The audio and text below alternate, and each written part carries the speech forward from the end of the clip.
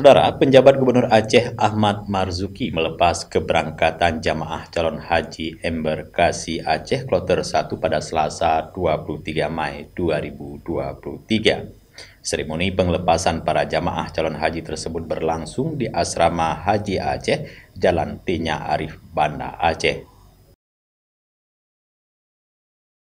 Sesuai jadwal, para jamaah akan bertolak ke Tanah Suci pada Rabu 24 Mei 2023 pukul 7.45 WIB dengan maskapai GA2101 melalui Bandara Internasional Sultan Iskandar Muda.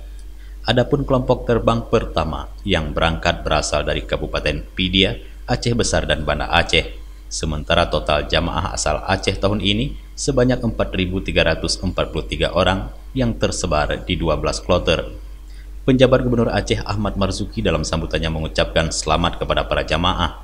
Selain itu, PJ Gubernur Aceh ini juga berpesan kepada seluruh jamaah untuk selalu mentaati berbagai peraturan yang ada, selalu tertib dan hikmat dalam melaksanakan ibadah, sehingga seluruh jamaah dapat melaksanakan berbagai rangkaian ibadah haji dengan sempurna.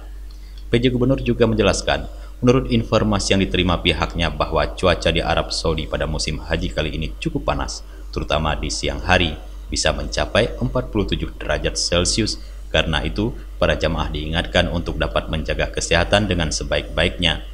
Ahmad Marzuki juga pada kesempatan itu mengucapkan terima kasih kepada seluruh pihak yang telah menyukseskan penyelenggaraan ibadah haji embarkasi Aceh, terutama jajaran Kanwil Kementerian Agama Aceh serta seluruh panitia penyelenggara ibadah haji Provinsi Aceh.